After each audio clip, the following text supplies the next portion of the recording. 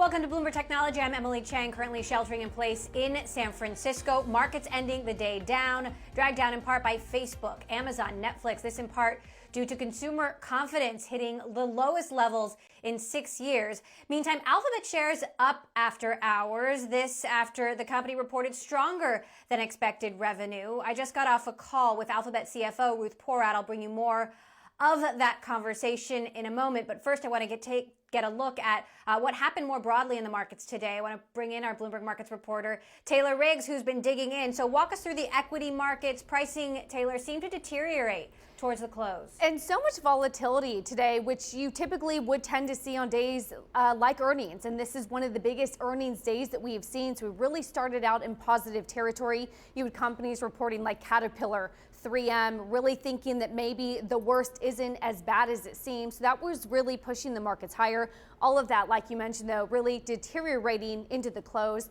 A lot of this had to do on our consumer confidence data that came out showing that consumer confidence levels are now down to the lowest since 2014. As you can see there, I wanted to point this out, the Russell 2000, one of the bright spots in an otherwise pretty negative day. The Russell 2000 are those small cap, really domestic focused companies. So as you have continued talks about states separating from the federal government and really trying to reopen on their own time, a lot of these small businesses, these small cap stocks are really some of the outperformers today as we continue to get these talks about reopening the economy. Crude is another big story that we were following today, and I'll just hit on this quickly before we get into some of the tech earnings. Emily, crude was all over the place today. Again, positive, negative, positive territory. The front month contract there ending up about 3% higher or so.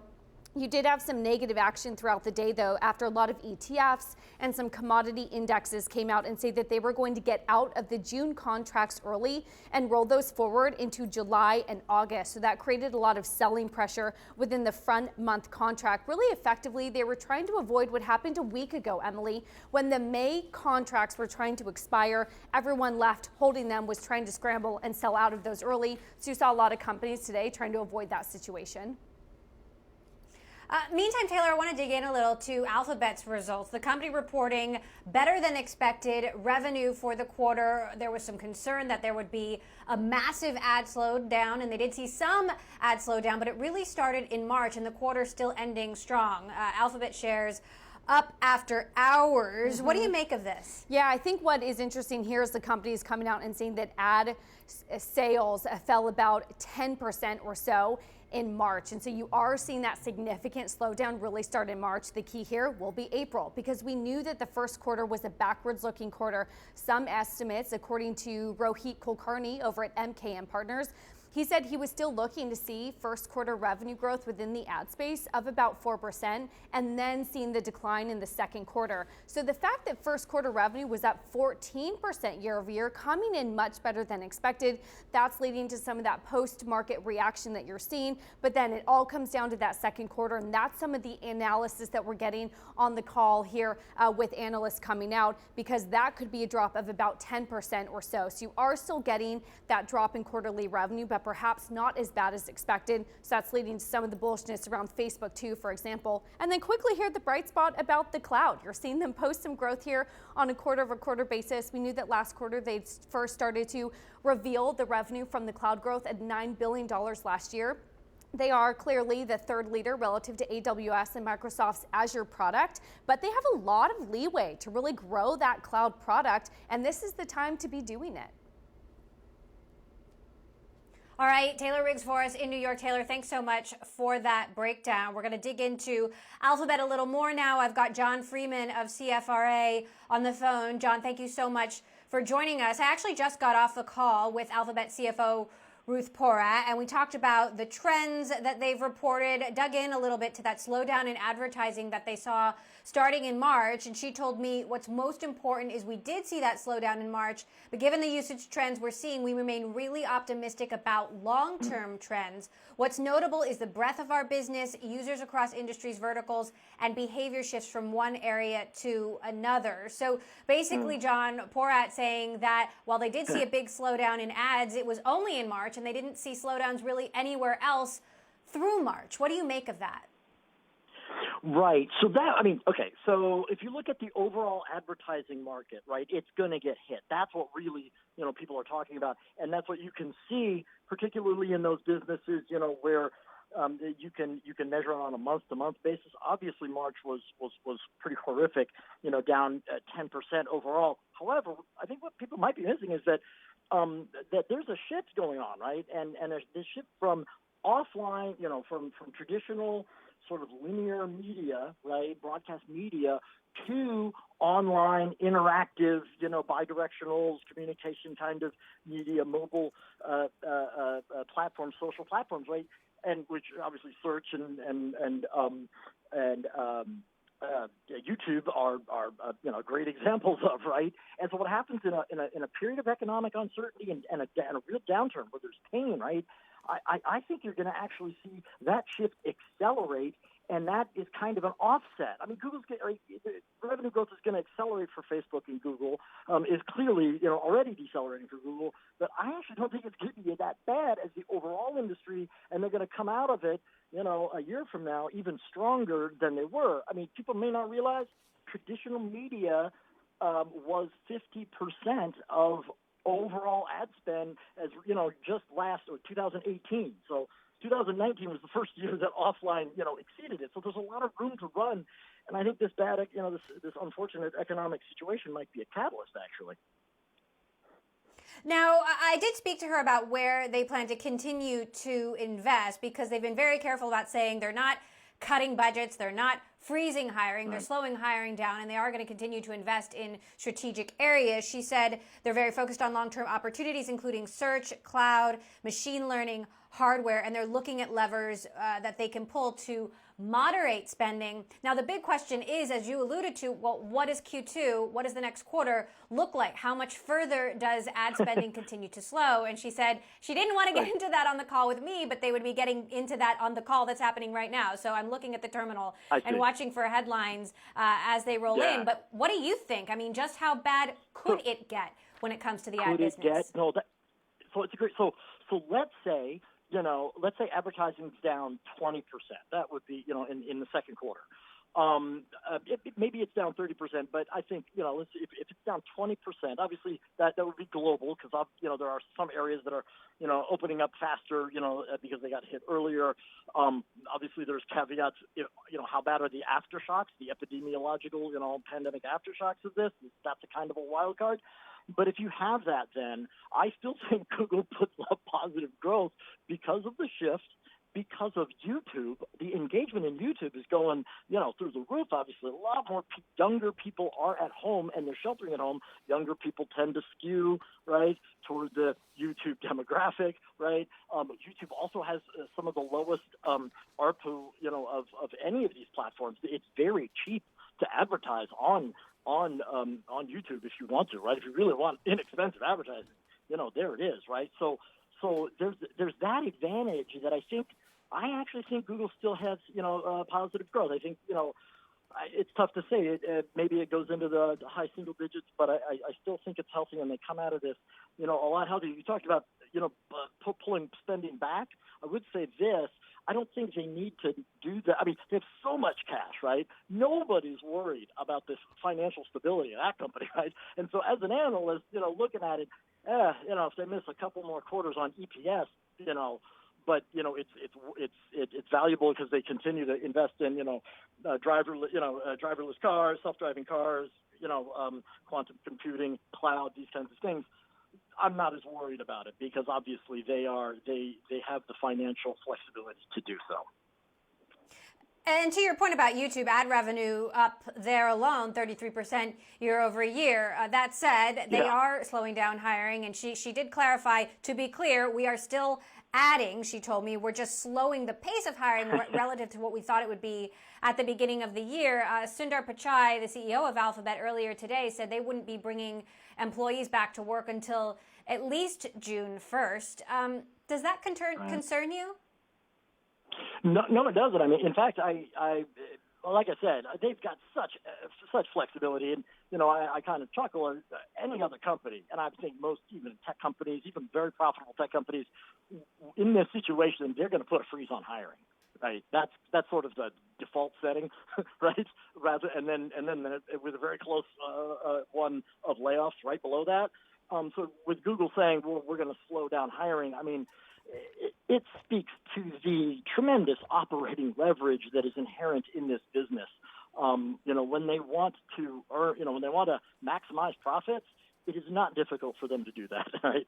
So, I think they're in a very good position, and clearly with 120 billion in net cash, I think that was last quarter, right? That's actually now a significant portion of their market cap. So, I remain a strong buy on the stock, and I think they are well positioned, but. We also don't know how bad things can get. So that's always the sort of overriding caveat to all of this, right? All right, John. Well, a couple more things from our conversation. She said that the Fitbit acquisition, they're still hoping to close that at the end of the year when it comes to some of the antitrust probes that we'd been covering last year and into the beginning of this year. As the pandemic started to unfold, she said they're still responding to those, but no updates. John Freeman of CFRA, thank you so much for calling in. Really appreciate having your perspective on this. All right, continuing our conversation coming up. Thanks, John. With big tech results, we'll be speaking with Pierre Ferragu of New Street Research, talking about Tesla and Apple coming up later this week and what he expects. That's next. This is Bloomberg.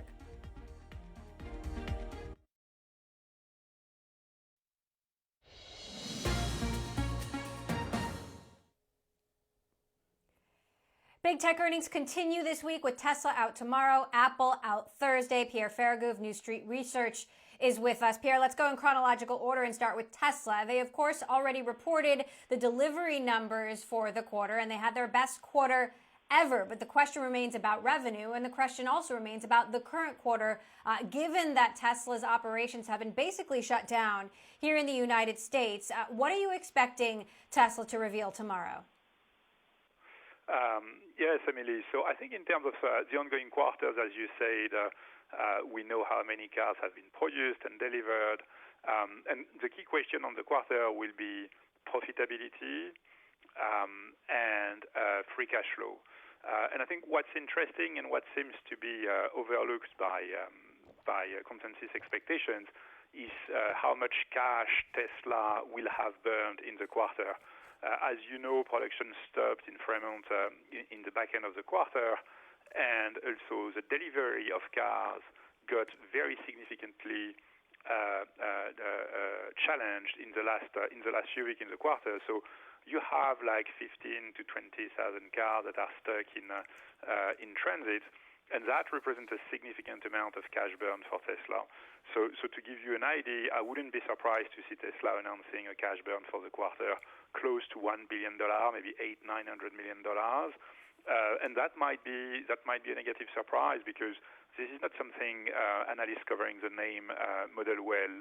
The fact that the cash burn is very significant when you stop producing cars. When you stop producing cars, what happens is that you keep paying your suppliers, and you don't get money from your clients. So that creates a very significant cash movement. That would be the major surprise on Q1. Next thing people are going to look at. How badly do you expect the shutdown on Tesla production to impact ongoing results? I mean, Tesla's been in this back and forth with the Alameda County Sheriff. Initially, they claimed that they were an essential operation, and authorities said they were a non-essential operation. There were some plans, apparently, to bring workers back this week. They shelved those plans, so production at Tesla headquarters still halted at this point. Yeah, I think it's you're absolutely right. It's a major disruption. So what you can expect today, you know that Tesla tried to get back into production mode in Fremont next week, but it's probably not going to happen. So now I think being on the safe side, I would expect Fremont to get back to work only in June. So like the production number in Fremont for Q2 is going to be very low, maybe 25,000 cars. And so if Tesla makes another 20,000 to 30,000 cars in Shanghai, that's going to be about 50,000 cars produced. Hopefully distribution is going to be all right. Like demand is very strong and logistics are getting back in place. So I think all these cars will be sold. the 15,000 cars that are stuck in transit today will be sold as well, but that means Tesla might sell only 65,000 cars next quarter, which will translate again into some cash burn, less than this time around because you won't have cars stuck in transit anymore. But we're probably talking $500 million at least of cash burn in Q2 as well. So that's the magnitude of the disruption you should expect. Now, two quick things. How much can China, Pierre, how much can China and the Shanghai factory make up for this, given that obviously China was hit by the pandemic earlier in the year, and people aren't buying cars in other hard-hit parts of the world right now? Yes, so I think some of the production in Shanghai will produce as many cars as they can, and they will sell probably in China a lot, and if necessary in Europe, elsewhere in the world, in other Asian markets without any problem. So I think Shanghai is going to do great. But Shanghai might be doing 30,000 cars, probably not more than that. All right. So obviously that's something we'll be all over tomorrow. Let's talk a little bit about Apple. Apple, of course, leading corporate America in shutting down stores quickly. They, of course, had their stores in China shut down. They withdrew some of the numbers that they had projected for the year. Then when it came to the pandemic spreading to Europe and to the United States, they shut stores around the world. How do you expect to see that reflected in Apple's numbers on Thursday? Yeah, so I think, the rule of thumb is that we expect iPhone shipments to be 25% below where we were expecting them mid-February.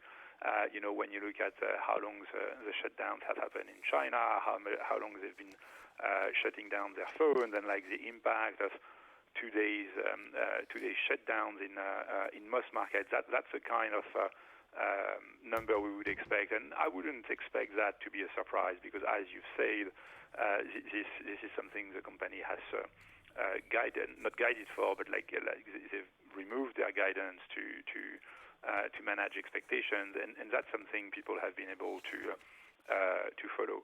In the second quarter, we'll have the beginning of a recovery for Apple. But it's probably going to be slow, and honestly, who knows? We'll have to see, and I wouldn't expect Apple to be excessively specific on their guidance for the second quarter for that very reason.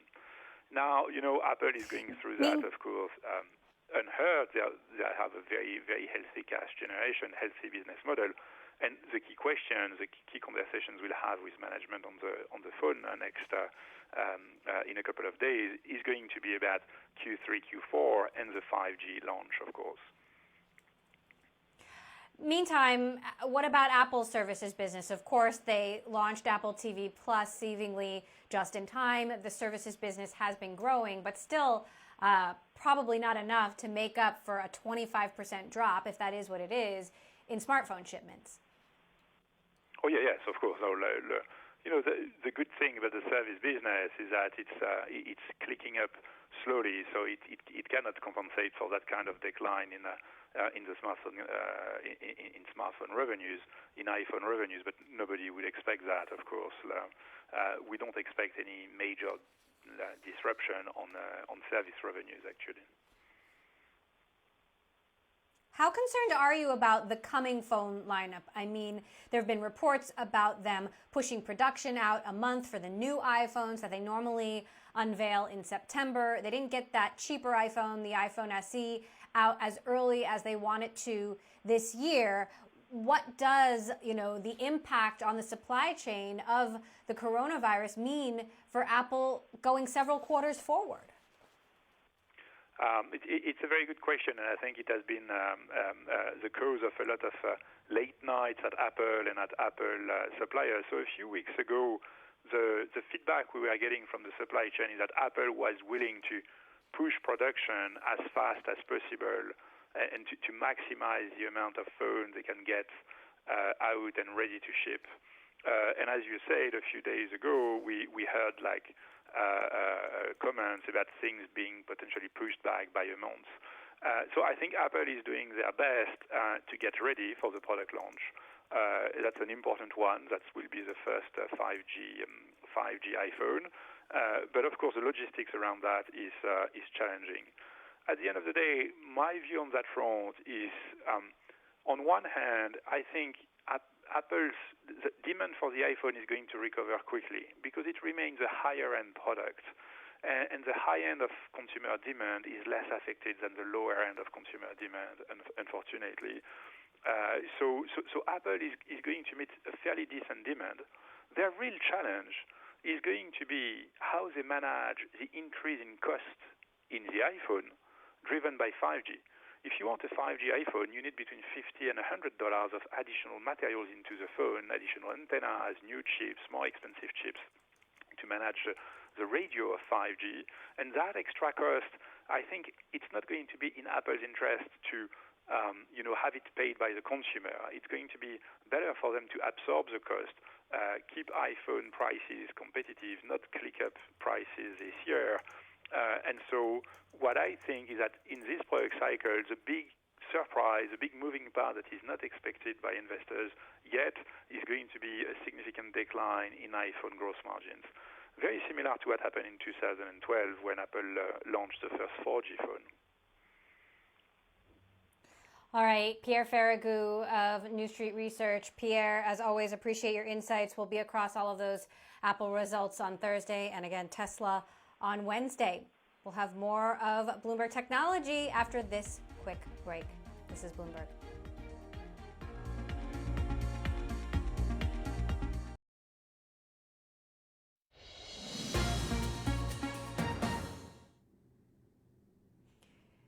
We're continuing to listen into the Alphabet earnings call now. Again, Alphabet reporting first quarter revenue that was higher than expected, saying sales came in at $33.7 billion, up 14% from a year ago. The company saying that ad spending was still strong up until March, and that's when they saw a significant slowdown. On the earnings call, Alphabet CFO Ruth Porat saying they are starting to see some very early signs of recovery, but it's not how clear or durable that behavior will be, and they anticipate that Q2 will be a difficult one for the ads business. We'll continue to monitor those headlines as they roll in. Coming up, we'll have more of Bloomberg Technology. We're going to be speaking with the CEO of ClassPass about physical fitness in the time of quarantine. This is Bloomberg.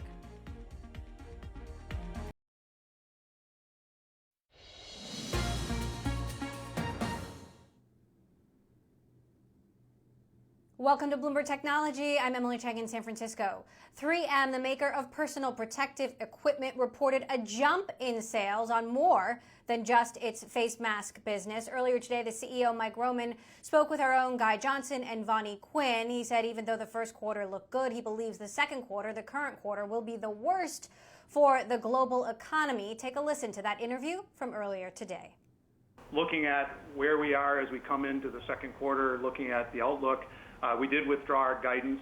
There's too great of uncertainty, a very fast-changing environment. We did highlight some of the challenges that we're facing as we come into the quarter. Even as we came out of first quarter, we saw a deceleration in some of our end markets, both geographically as well as in key markets. We continue to see very strong demand in respirators, as an example, but we saw a slowdown in areas like elective procedures in healthcare. So our medical solutions business saw a sharp decline in our oral care business. We saw a slowdown in other areas like stationery and office supply as people are working from home.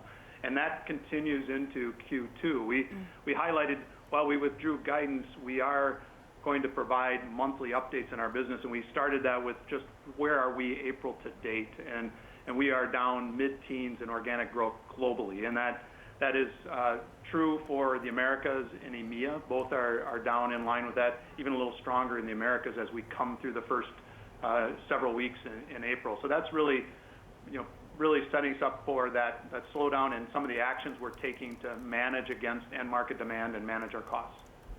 Mike, we're now getting to the point where a lot of economies, and the president in the United States is likely to talk about this a little bit later on, and we've just heard news from France that it's looking to reopen its economy as well. That process is now starting to get underway. Do we have the necessary PPE in place to allow this process to happen? What kind of visibility do you have about companies having the right PPE to bring their people back into offices and factories, about the kind of the availability of PPE for people to start going about their businesses as we start this process of reopening the economy? What can you tell us about what supplies look like and which areas look best prepared? Yeah, and Guy, the story to this point has been ramping up production. You know, we've seen unprecedented demand for PPE, and for us, the N95 respirators that are used by healthcare workers and first responders on the front line, and that demand outstrips our capacity to produce enough product. We've been ramping up. We brought our surge capacity online. Coming out of SARS, we invested in surge capacity to be ready for crises that come along and demand us to step up. COVID-19, the battle here is greater than anything we've ever seen, so we continue to add to that. We're going to take the U.S. capacity from 35 million a month to 50 million a month by June. We're going to take our worldwide capacity from 100 million and double it again as we get to the end of the year to be able to produce 200 million, almost 200 million respirators a month. And so for us, that's our focus right now. And the demand in the near term is greater than our ability to produce, but we are going to make the investments and as an industry, ramp up to be able to serve that as we go forward. So it is that phase, and reopening the economy will be the next kind of aspect of that. Something that we talk about, you know, a lot in our company. How are we expecting to see that? I would say there's still a lot of uncertainty about how that's going to play out. I do know we are going to continue to work to double our output of N95s as we go through this year, though. That's clear that demand's going to be there. Well, you said on the call this morning, Mike, that you would never raise prices during a pandemic. Will you be able to keep your prices fixed, however? And, you know, what about raw materials? What about the supply chain? Yeah, it's really critical to the ability for us to supply the frontline healthcare workers and first responders. We have to manage our entire supply chain, back to raw materials, through our production and through supply and logistics as well. And I would say we've had very strong support from our suppliers on the raw materials. We haven't seen raw material price increases.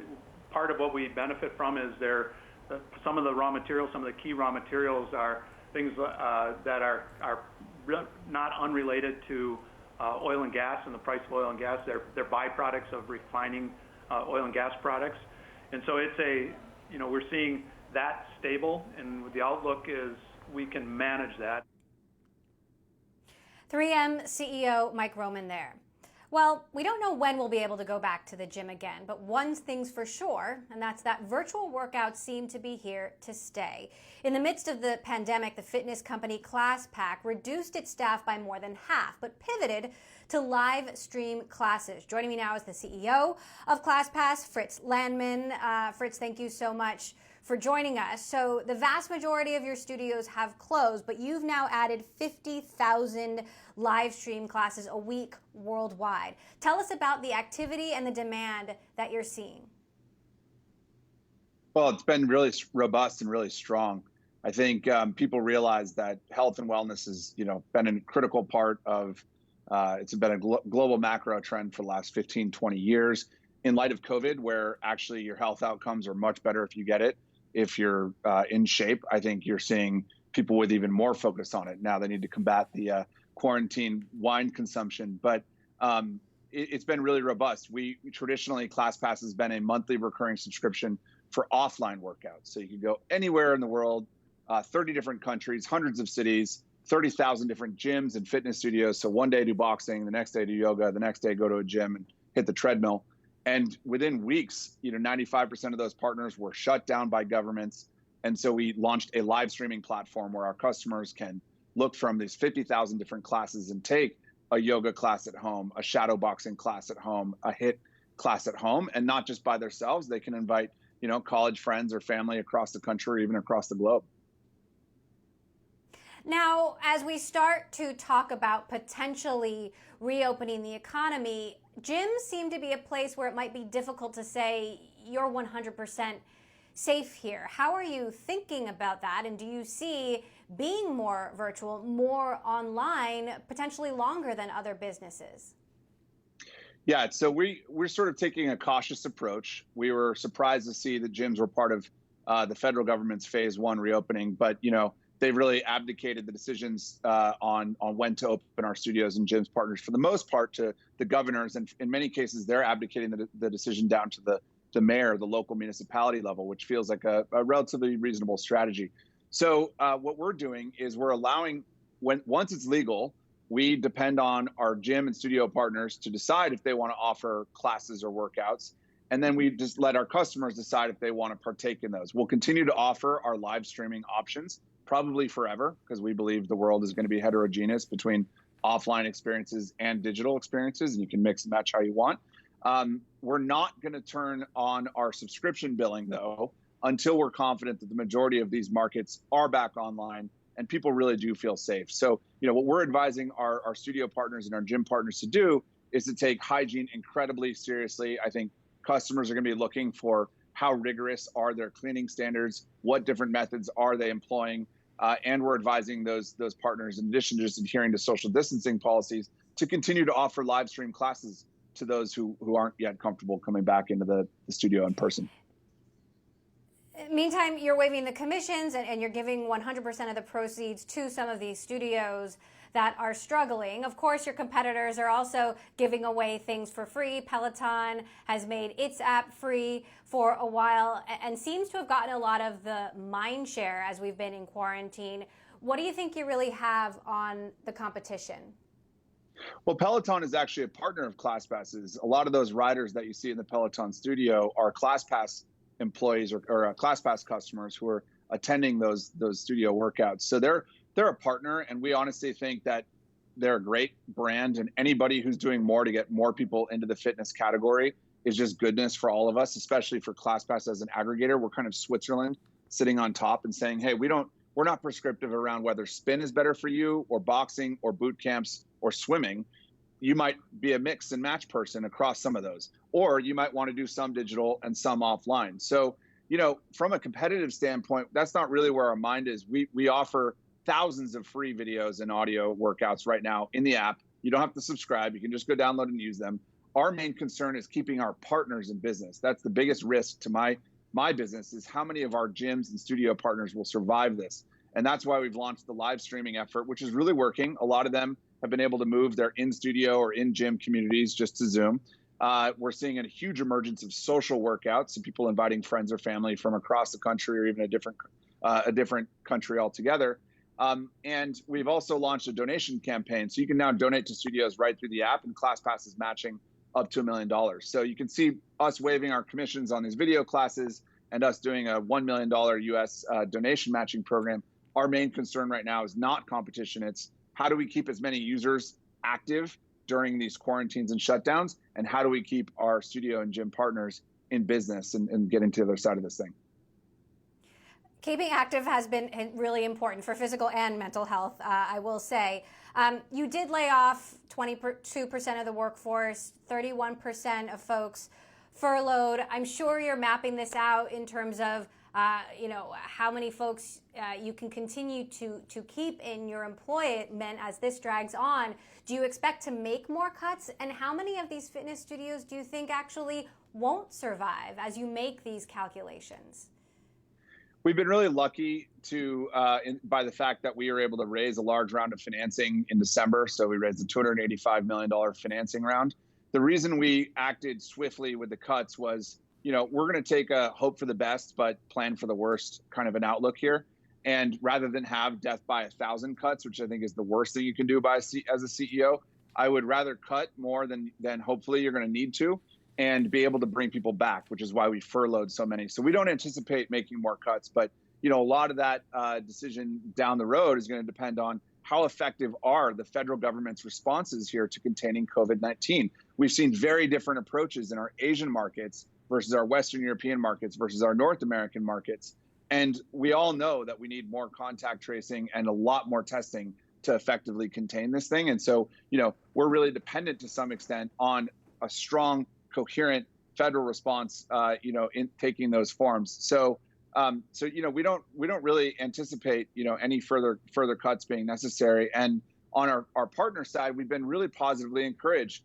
We were worried that, of our 30,000 partners, we could see thousands, maybe even 10,000 not be able to survive, because I read a report saying these small business owners tend to have about 1 month of cash in the bank. We've actually only seen a handful of closures so far. And part of that is because they've taken swift action in terms of furloughing employees, and federal responses have been pretty good. Even here in America, it was quite a strong and aggressive response, which is going to, allow people to kind of put their businesses into sleep mode, we hope, and then come out of it on the other side. So those stimulus programs, combined with the ability to still make money via live streaming, has actually kept a lot of our partners, the vast majority of them, are still alive, and knock on wood, that doesn't change. All right, it's really good to hear that's what you're seeing on the ground. Frisk Landman, ClassPass CEO, thanks so much for taking the time. It'll be interesting to see how much of this behavior that we're currently experiencing becomes part of the new normal. Fritz, thanks so much for stopping by. Thank you. Coming up, cannot stay but cannot go either. Hundreds of thousands of foreign workers are in limbo based on U.S. immigration policy. We'll bring you that story next. This is Bloomberg.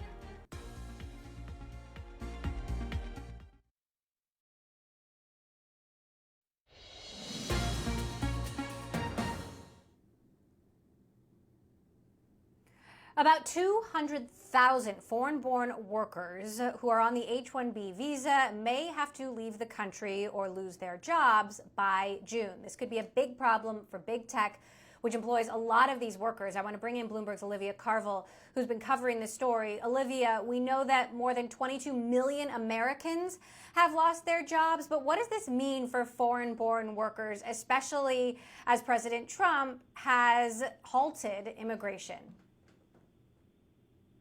Yeah, that's right, Emily. We know that millions of Americans have lost their jobs, but a large portion of that includes foreign workers who are effectively in limbo right now.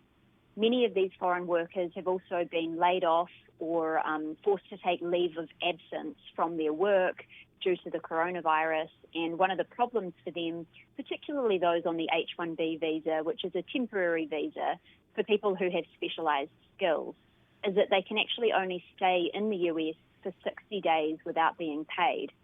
This means that time is running out for hundreds of thousands of people who are on that temporary visa status and are watching the days tick by and don't really have any other options right now.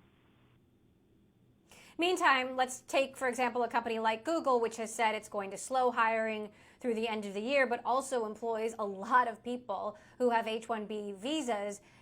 When faced with a choice, does that mean some of these companies might consider it more expedient to focus on cutting foreign workers, or what are their options if they want to keep these workers? Yeah, there are a lot of questions at the moment around how this is going to be impacted long term. If we see hundreds of thousands of these H-1B workers leave the country, what kind of an impact is that going to have on the economy? I talked to a lot of experts who said, particularly immigration lawyers actually, who were saying that they're fielding scores of calls from businesses that are really confused about what to do right now. We know that around 3/4 of H-1B workers in the US are in the technology industry. So this is overwhelmingly impacting those big tech companies. And one of the biggest problems for these companies as they try and wade through the right decisions here is, do you furlough a US worker and keep an H-1B worker on the payroll because you're going to jeopardize their legal right to stay in the country if you don't pay them? Or do you just simply lay off all of the foreign workers and keep US workers on staff because it's the easier option? And if they make either decision, they expose themselves to potential discrimination suits down the line. So a lot of unanswered questions right now about how this is going to impact companies as we move forward. Bring us some personal stories. I wonder what kind of pressure these workers are under right now, given the uncertainty of this. I mean, there must be a lot of fear out there.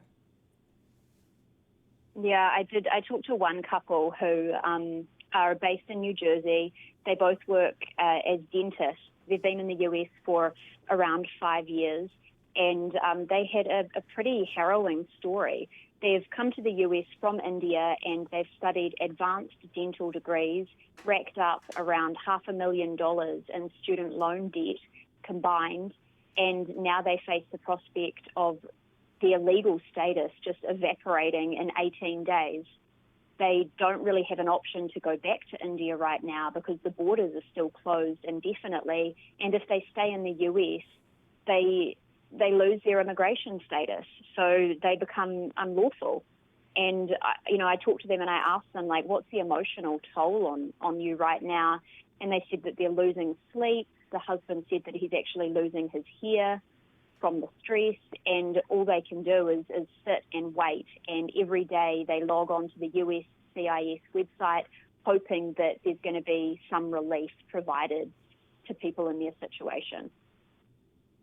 My goodness, that is so terrifying. I know that the Trump administration has taken a really hard line on immigration, but I wonder, might there be any mercy rules in place for people in this situation, especially given that you've got big tech CEOs, whether it's Mark Zuckerberg or Satya Nadella, who've really made H-1B visas and the workers on these visas a priority? That's right. We've seen TechNet, which is a lobbying group that represents Google, Amazon, the big tech companies, call for an extension to the deadline. They want to push this out to September 10th to allow foreign workers to stay in the country legally until then to try and get through this crisis. And TechNet's Senior Vice President Alex Burgos told us, we've seen the Trump administration extend tax filing deadlines and do other things, so he's calling for a similar flexibility for these foreign workers who are effectively just in an impossible position right now. All right, Bloomberg's Olivia Carville, thanks for continuing to cover that story for us. We'll check back in with you for updates. Coming up, video streamers like Netflix are seeing big booms in the midst of the quarantine, but Spotify, not so much. We'll bring you details on that next. This is Bloomberg.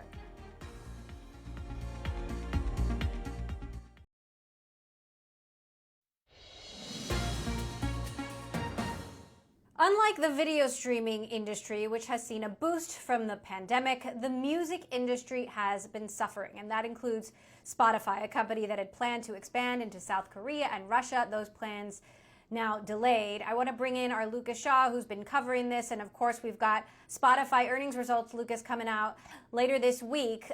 How is the pandemic impacting these companies?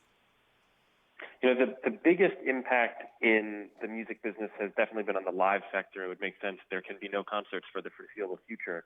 But we've also seen negative impacts on audio streaming across the board.